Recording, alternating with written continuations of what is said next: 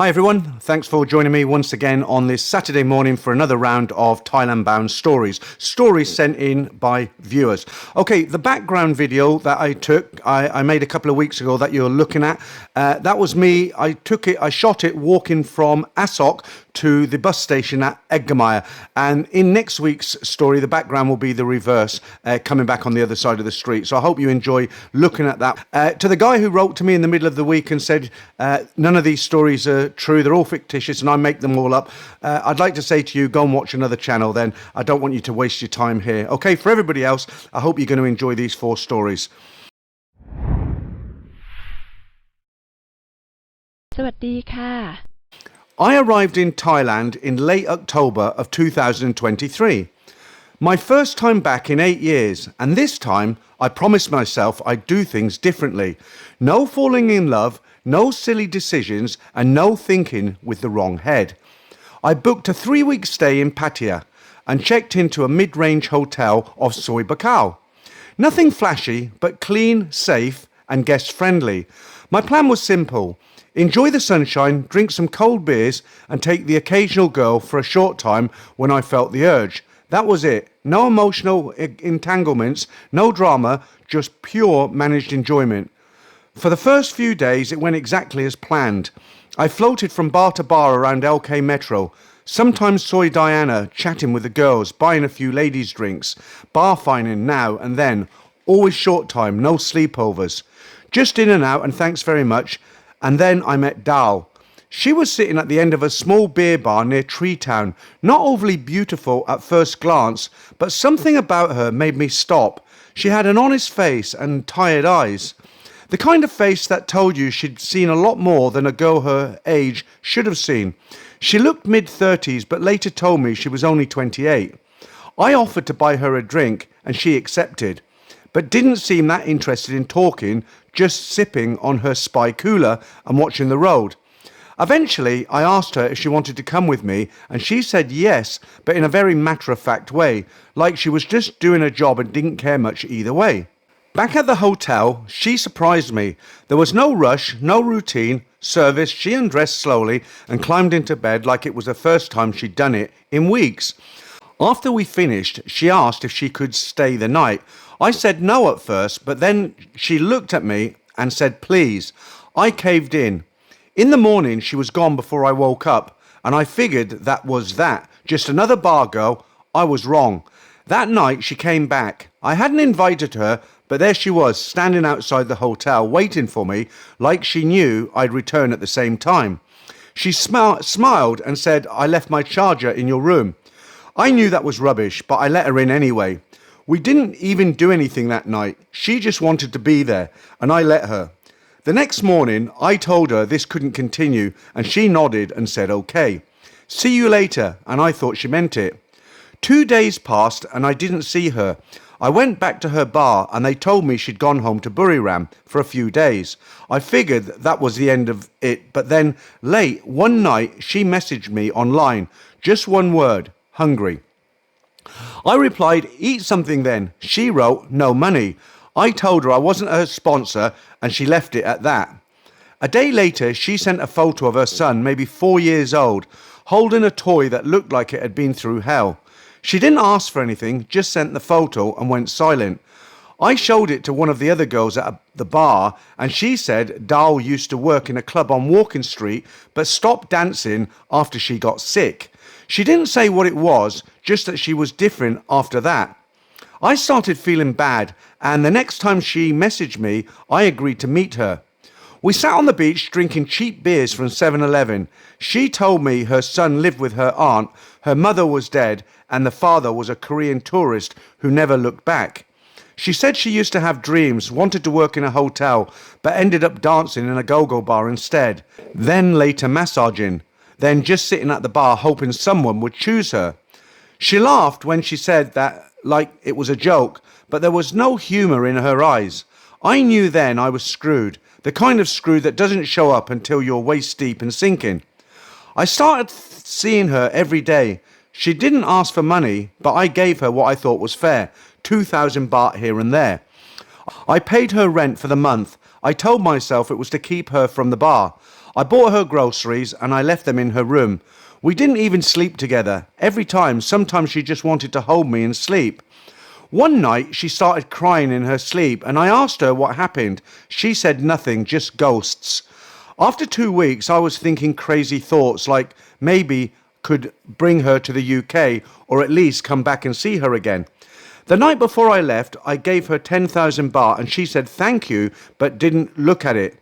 She held my hand and said, I don't want you to be sad, I'll be okay. I got on the plane thinking maybe this was real, maybe I'd found the one, the good one, the unicorn everyone talks about. 2 months later I flew back to Pattaya, booked the same hotel and messaged Dal. She didn't reply. I went to her bar and she wasn't there. I asked the mama-san and she just shook her head and said gone. I asked where and she said don't know, maybe back to Buriram, maybe somewhere else. I checked the room I used to visit and it was empty. I messaged her every few days for a week, then finally got a reply from a different number. It was her cousin. She said Dal was in the hospital in Buriram. She'd been sick for a while and it got worse. I asked if I could help and she said too late, she died yesterday. I stared at the message for what felt like an hour. My hands were shaking. She never told me she was that sick, never asked for help, just wanted someone to sit with her, to talk to her, to listen to her stories, and not treat her like a piece of meat. She didn't want my money, she wanted my time. I still have that photo of her son on my phone. Sometimes I wonder if I should try to find him and help him in some way. But I don't know where to start. All I have is a name and a face that haunts me every time I close my eyes. I came to Thailand to escape, but I left a piece of myself in a cheap apartment in Pattaya with a girl who just wanted to be remembered. So that's such a sad story. The problem is, we hear so many of these stories from bar girls. They've all got a sick buffalo somewhere, some problem. And when it's genuine, when something really happens, it just surprises everybody. And that was very, very sad. Obviously, the girl wanted some company. She didn't, I don't know if she had any other family members, but very, very sad story. Let's jump straight into story number 2. I first came to Thailand in November of 2023, flying into Bangkok with zero idea of what I was about to walk into, even though I had done months of research watching YouTube videos and reading forums. I was 58 years old, divorced, semi-retired and ready to enjoy a bit of adventure after a stressful few years back in the UK. I had heard all the usual warnings about bar girls, scams and broken hearts, but figured I was smart enough to avoid the obvious traps. My plan was to stay 2 nights in Bangkok, then move down to Pattaya for 10 days. On my first full night in Bangkok, I visited Soy Cowboy just to see what all the fuss was about. I popped into a few bars, bought a couple of ladies' drinks and quickly learned how the game worked. One girl in particular caught my eye. Her name was Mim. And she was stunning. She asked for a drink, I said yes, and next thing I knew, she downed 2 vodka Red Bulls in under 10 minutes and was asking if I wanted her for short time. I politely declined, saying it was my first night and I was just looking. She smiled and said okay, but then asked if I wanted to meet her tomorrow instead. I took her line ID and left the bar feeling a bit pleased with myself for not jumping in too quickly. Fast forward 2 days and I arrived in Pattaya. I checked into my hotel on Soy Bacal and hit the streets that evening. I wandered into a small bar on Soy Honey and was greeted by a lively crowd of bar girls all shouting over each other to get my attention. I sat at the bar and I ordered a beer. A petite girl named Lex sat beside me and introduced herself. She asked if she could have a drink and I agreed. I watched in amusement as she slammed down a shot of tequila and immediately asked me for another. We chatted using a mix of broken English and Google Translate. She was 32 years old, originally from Isan, and had worked in Pattaya on and off for 5 years. She told me she had one daughter live with her mother back in the village and that she worked to support them both. After 3 more shots, she asked me if I wanted to pay her bar fine. I told her I wasn't sure yet and asked if we could just hang out a bit more. She said okay, but kept checking her phone like she was waiting for a better offer. I ended up bar fining her and taking her back to my hotel. The aerobics were decent and she stayed the night. In the morning, she asked me for 2,000 baht, which was fair enough. I paid and she left saying maybe see you tonight. I didn't plan to see her again, but that night I ran into her around another bar on Soy 6, and she acted like we'd never met. That kind of annoyed me, so I moved on. A few days later, I met a different girl named Min. She was different from the others, softer spoken and seemed more genuine. She worked at a quiet bar near Treetown, and we sat for hours playing Connect 4 and chatting. She only asked for one drink, a vodka shot, and sipped it slowly. I liked that. After about an hour, I asked if she wanted to come with me, and she said yes. Her bar fine was 500 baht, and she asked for 1,500 baht for short time. We went back to my hotel, had a decent time, and afterwards she opened up a little bit more.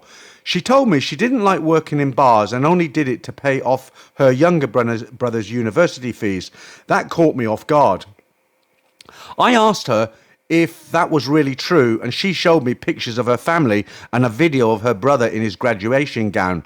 That night, I let her stay and gave her an extra 500 baht in the morning.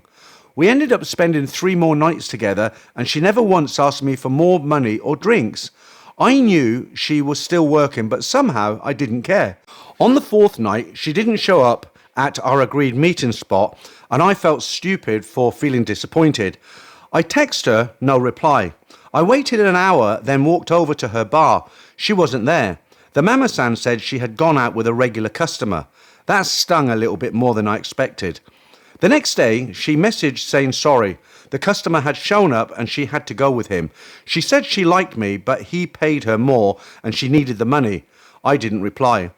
I spent the last few nights of my trip bouncing between bars, buying drinks and trying to recapture the buzz I had felt with Min. But it wasn't the same. I knew then that the girlfriend experience I had been chasing was just that, an experience. It was a service and I was the customer. On my flight home, I looked through my photos, mostly of food and beaches, but a few selfies with Min too. I felt a strange mix of sadness and gratitude. I hadn't fallen in love, but I had definitely felt something real, even if it was only temporary. Since that trip, I've gone back to Thailand once more and plan to go again later this year. I know now to keep my expectations in check and my wallet closed. Pattaya is a fantasy land where dreams can come true for a night but rarely last until morning. And yet, I wouldn't trade those memories for anything. So, one of the most repeated questions or comments that get left on my channel is, how can guys be so stupid to fall in love with bar girls? That comment has been made probably 1,000 times over the last 5 years I've been telling these stories. And actually, unless you've experienced the bar scenes yourself, it's very, very easy because these girls are very, very good at what they do and they come across as a real girlfriend experience. They're very good at what they do. They do it day in, day out, and they know exactly what to say to make guys fall for them. Most guys don't, obviously, but there are a few who do. They're by no means stupid. You know, I get comments left on the channel. The biggest one is simps and how could he be so stupid and stuff like that. These are not stupid guys. They're just not streetwise. And again, these girls are very, very good at what to do. They know what levers to pull, what buttons to press. You know, they've learned from experience. Okay, let's jump straight into story number 3. This story I don't think is usual for Thailand bound. It's not one where I lose my heart before my wallet and trousers. Rather, it's one with a happy ending, which also has a happy beginning. One where I was lucky enough to drift outside the tourist bubble and got even luckier in 2018, meeting someone who 2 years later became my wife. Before that, a little background. I had been going to Thailand regular since 1995. Initially, I went in a group with my bicycle. We would tour mainly in the north where it was cooler, either from Chiang Mai or Chiang Rai, and cycle out into the mountains and around the Thai side of the Golden Triangle. Younger and fitter, that's when Thailand first caught my attention, because not only along those mountain roads was the cycling fantastic, but it was the first time I had ever encountered go-go bars or goldfish bowl massage parlours. And more than that, wherever we went, people seemed so good-natured and ready to have a laugh with us. We loved it. I remember once laying back in a bath filled with bubbles against the body of a beautiful girl. We all loved the Thai trips, and as the pound was then around 60 baht, and an hour in a premier massage facility cost us £17 or around $20. Today, you'd be lucky to see change from £100 or $120. None of us were big drinkers, so we never got deep into the bar scene. But even so, we had so much fun we came back as often as we could, probably every couple of years or so. We also cycled in Laos and Vietnam. Both countries were much more underdeveloped than they are today, and because of that, it was an adventure, but wherever we went, we were always glad to arrive back on Thai soil. Once, a Thai, hearing about our excursions, exclaimed, "What do you want to go there for? It's like Thailand was 50 years ago." Later in life, single and now travelling without a bicycle, I visited Thailand often, usually twice a year. At weekends, I used to cruise around Nana Plaza, which has gone downhill fast since back then, and then during the week, take the train down to places like Hua Hin. While outside Bangkok, I often used Thai friendly. Some relationships I fell into lasted longer than others, and I began to appreciate how there existed an invisible line between customer and genuine boyfriend, and how the unscrupulous could exploit that to draw you in and slowly slide you down a slippery slope, which, one way or the other, was going to cost you money. Along the way, from my Thai companions, I'd collect stories detailing desperate situations, all of which could be saved by an immediate injection of my cash. Slowly, I began to tire of being a customer, a mark to be exploited, and wished I could establish nothing more than a regular relationship in a country I'd grown to love. But as a tourist, how are you going to meet regular Thai girls, and where? How do you break through the bubble? And if you do, what's on the other side? By the time I began to think that way, I already had friends who were permanently based in Bangkok, and when I was in town, we would meet up. It was one of these trips to visit an expat friend who, at that time, was employed by the British Council to teach Thais English that I blundered into his apartment 7 years ago and met Pom. At that time, she was for the A1 UK visa requirement teaching Thais English and foreigners Thai. I remember looking at her transfixed. Maybe I had a premonition. Who the F is that? When she had gone, I said to Mike, "Has Pom got a boyfriend?" He told me he didn't think so and gave me her line ID so I could get in touch. But before I could reach for my phone, he offered me advice along the lines of, "Pom is a conservative and traditional Thai woman, and if you take up with her, you will have to be strong and use your power to be good." I can't say I wasn't intimidated by his words. Be careful what you wish for. Who knows how it might turn out? But looking back, it turned out that his advice was sound. So I messaged Pom, and after a few messages, she gave me her number so I could call. I explained how I was due to go home in a couple of days, but nonetheless, would she like to meet up? I remember she didn't sound impressed, blurting out how she hadn't dated anyone for 4 years, and even if we did see each other, she had no intention of introducing me to her family because that would be rude.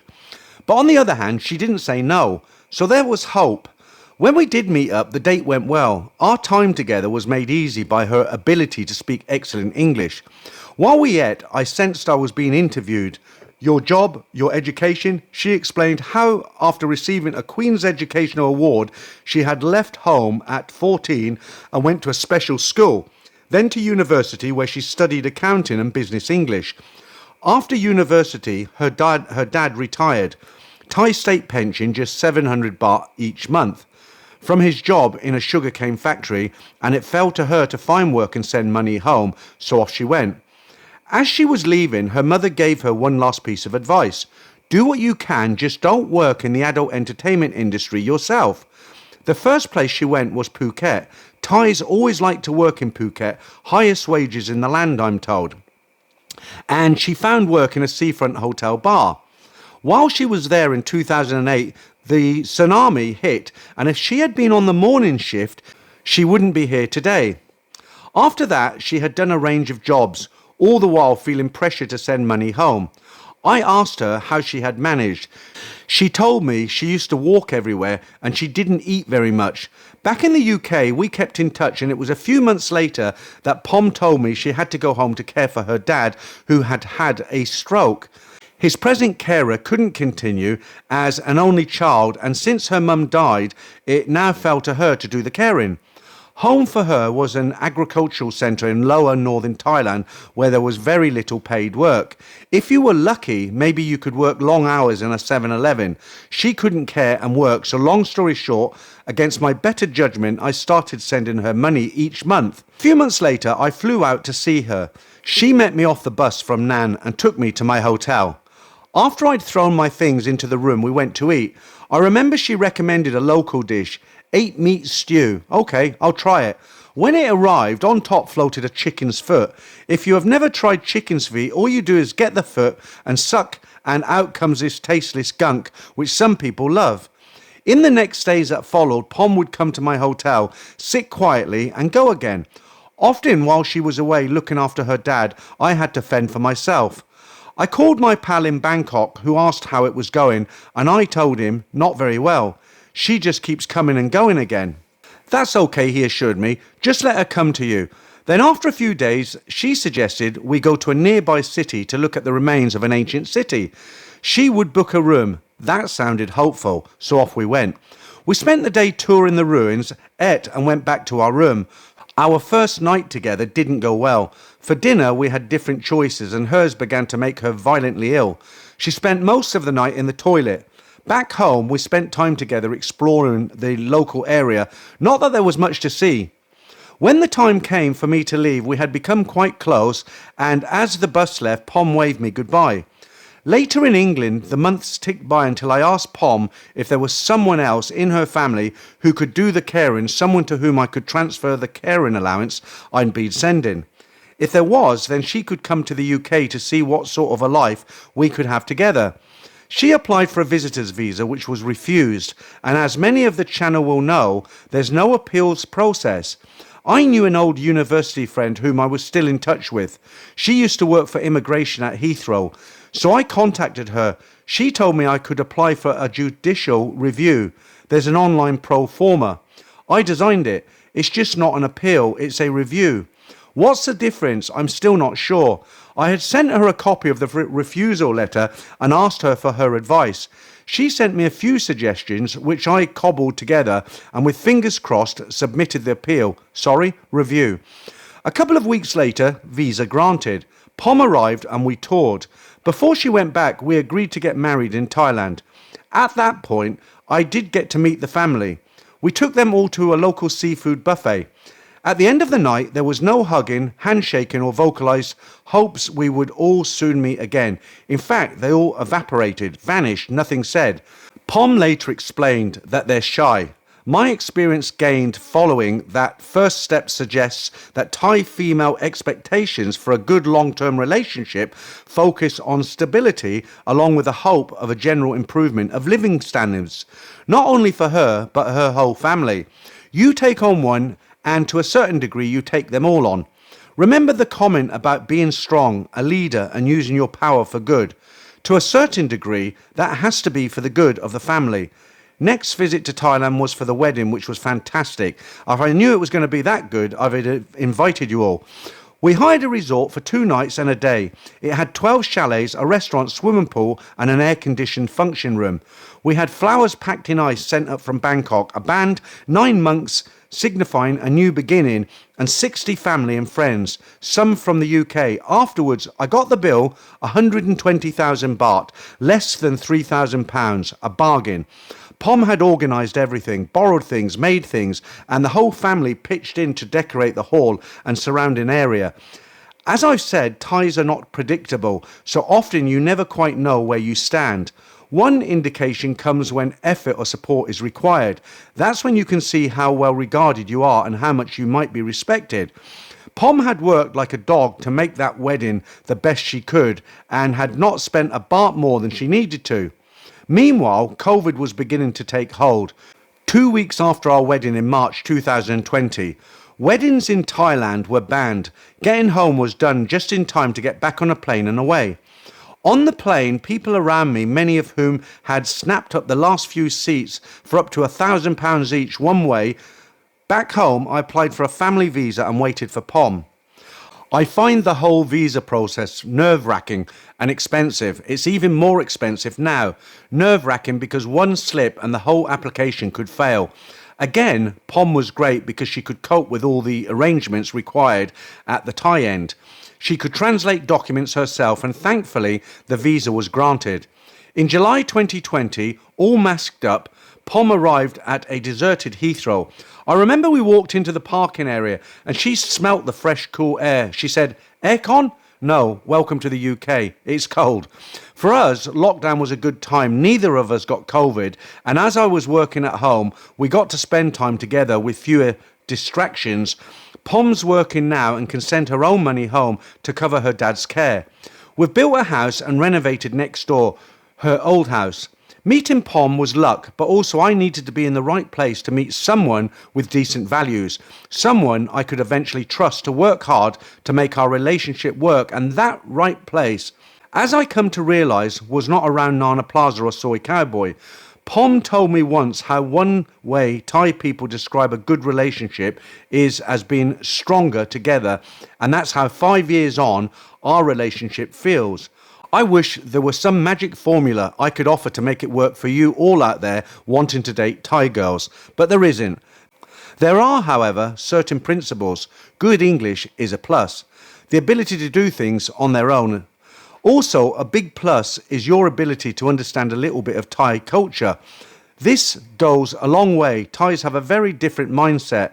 I'm still trying to understand this. Their belief in ghosts and spirits could prompt another 10 stories. But for now, an excellent book on Thai Western relationships is available on eBay, Thailand Forever.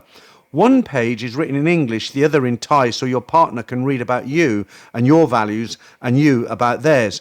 Good luck out there. Keep those stories coming. So that was a great story. It's always nice to hear a successful story. And he's absolutely right. I mean, you're not going to meet decent everyday Thai women in a go-go bar in Nana Plaza. I've got my own theory. What I was talking about earlier when guys say, how can these guys fall in love with these girls who work in the bars? My own theory is it's down to the basically the language, because a lot of girls outside of the bars, they don't speak English. Some of the highly educated women, they do, you know, they work in banks, work in hospitals, but most of them have Thai boyfriends or husbands. The girls who speak pretty good English in the bars, it's because they've been mixing with lots of foreign men over years, and that's why their English is good. And that's so tempting. When a guy goes into a bar and he can have a conversation with a girl, they can talk about all sorts of things, and then they can become close. Unfortunately, the downside to that is she works in a bar, and you know what goes along with that. Okay, I don't want the upload to be too long, so I'm going to jump straight into story number 4. This is my story, and it's very much a tale of good luck disguised as bad. I had made the terrible mistake of getting married very young. My marriage barely lasted a year before a painful divorce ensued. Soon after my divorce, I discovered Thailand, and it saved me from depression. It was around early 2002, and Thailand became an escape for me that would in time heal the damage of my disastrous marriage back home. I was in my early 20s and was in a decent job. Having become newly single, I was enjoying repeated trips to Thailand with everything it had to offer. I loved the food and the weather, and I found the women stunning. So, my story starts with what was then my 3rd or 4th trip to Thailand. I had booked my ticket and was now a couple of days away from flying out. Annual leave had to be booked in advance, and I made sure that my leave was booked well in advance. I had purchased a cheap ticket and was counting down the days, the hours and the minutes until I would be boarding my flight back to the land of smiles. I was planning to fly out on Sunday night, and I had stayed behind late at work on Friday evening to finish off what work I had. I didn't mind. I knew I would be flying off in 2 days' time to spend a whole Christmas in Thailand. The weekend arrived, and I was now like a kid the night before Christmas. I couldn't wait, and I had decided to spend the day before my flight in the gym doing some last-minute shopping as well. Fast forward to Saturday evening, I was now planning my journey to the airport the next day. I had booked an evening flight, and so was anticipating I would have much of Sunday morning to lie in and would leave to the airport nice and early. To this day, I still don't know why I answered that call. It came unexpectedly, late on the Saturday evening, the day before my flight. It was my boss at work. He knew that I had booked my leave over Christmas, yet here he was calmly reminding me of how much work we had and how he was struggling and how he thought that whilst I had made a good start in my new job, it was important for my future career prospect at the company to help out when the workload was high. It was a one-sided monologue and I just listened, but all along knew the call was always going to be about one thing and one thing only: to cancel my planned trip. I had made a mess of my life with my divorce, and my job was now the only good thing I had to hold on to. I had seen many people come and go at work, and it was a brutal environment. I knew that refusal to cancel my trip would likely mean my career prospects would take a significant hit. Every inch of my body and every ounce of my soul cried out wanting to take that flight.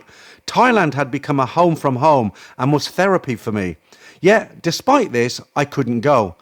I put on a brave face and told my boss he was right and that I could rearrange my trip another time. The call ended and I felt the ground under my feet had opened and swallowed me whole. The trip I had been looking forward to, the trip I had been counting down the hours and days to, had now vanished in a single phone call. I know many of your viewers will likely think I was being a fool for not standing up for myself, but I was in a job that was notoriously difficult to get into and was desperate not to make any more mistakes in my life. I stared at my half-packed suitcase, longing for those warm Thai evenings and the amazing food and beaches and everything else Thailand had to offer. I can't begin to describe how depressed I was, arriving at work on Monday morning and sitting down at my desk, knowing I was having to do another grueling 12-hour day instead of lying on a beach next to a beautiful Thai lady. I sunk into a depression for the rest of the week and found myself constantly thinking about what I would be doing at this particular time or that particular day had I taken my flight instead of staying behind to work over Christmas. Now, I did start this story by saying this was about good luck disguised as bad. In my previous trips, I had regularly stayed at a hotel located on a beach. I had really come to love the laid-back lifestyle of Thai islands and beaches. This hotel had a number of bungalows directly on the beach, which I had made a point to book every time I visited. And on this planned trip, I had booked a bungalow which I knew to be directly on the beach, only meters away from the water's edge. I've always loved the sea and had made sure that I was going to make the most of it, but not this time because I was stuck back home and at work. Christmas Day had arrived and I was at home alone, pretty much feeling sorry for myself, still angry that my boss had made me miss a Christmas in Thailand. I went to bed that night and wondered why it was that life could be so cruel. The next day was Boxing Day, the day after Christmas. The date, 26th of December 2004. It was a date that will forever remain in my mind. This was, as I'm sure many of your viewers will know, the day of the Boxing Day tsunami. I remember sitting up in bed watching the news unfold. The memory of that day still haunts me. Thousands of people losing their lives. I know now that had I not cancelled my flight and had I been there in my beach bungalow meters from the sea, there is a very good chance that I would not have made it back to the UK alive. I eventually did manage to return back to Thailand about a year later and made my way to the island in the south of Thailand where I had become accustomed to spending my time when I went out there. Sure enough, I visited the hotel on the beach to see if it had managed to survive the tsunami. Whilst the main foyer of the hotel that was built with brick had remained intact, the bungalows on the beach were now nowhere to be seen. Speaking to the staff at the hotel, it became apparent that many of the beach bungalows had washed away in the tsunami, with the loss of many lives. The key rack for the hotel hung behind the hotel reception, and I could see the room keys hanging for the bungalows that had long ago washed away into the sea, taking with them innocent victims of that terrible day. I couldn't help but wonder how close I had come to being one of these victims. I often think back about how things might have been so very different had I not answered that phone call from my boss that evening, or had I plucked up enough courage to just say no to my boss. I look back at it now and realise how fortunate I had been where many others were not. On this day, my boss has no idea his call saved my life. I never told him, and he didn't know I had booked a flight to Thailand, and I think he thought that I was travelling to see my family over Christmas. I left the company a few years later and have not seen my boss since. I never told him about this, and if I ever bump into him, my ex-boss, I'm not sure what I would say, but that I was mad at you, Sam, for making me cancel my trip, but with hindsight, would like to say thank you for saving my life. Hope to meet and have a beer, Peter, the next time I'm in the land of smiles. So I know exactly how he feels. You know, when you're coming on that trip, you get so excited, you're counting down the days, the hours. For me in the UK, life was just so boring. You know, I mean, there's nothing much to do. I was working and, you spend a lot of your time looking at things, all things Thailand on Facebook and on Google and watching videos. And when it's time to go, you're so excited. I remember I used to land about 3:30 in the afternoon. I grab a taxi, and at 5 o'clock I'd be sitting at Stumble on Soy 4, and just sitting there with a cold beer, watching people coming by. I was happy as anybody could be. Okay, right. I just want to mention something. A number of guys from time to time write to me and they say I speak too fast and could I slow down. Now, unfortunately, if I purposely try to slow down my speech, the way I talk, the stories won't come across as natural. I read them out as I naturally speak. Now, there is a facility, on YouTube, you can actually slow the video down to a half or 3/4 of the speed. And if English isn't your first language and you're having difficulty keeping up, there's two things you can do. You can slow the video down slightly, which will make me sound quite strange, but maybe you'll understand me better. Or the other thing is you can just put text up on the screen. YouTube offer that facility as well. And while the text is there, perhaps that will help you as well. Okay, I'm not going to try and speak any slower than I do naturally, because it'll be a task for me and it just won't come out naturally. Okay, so thanks a lot for listening to me this week. There'll be some more stories in 2 weeks' time.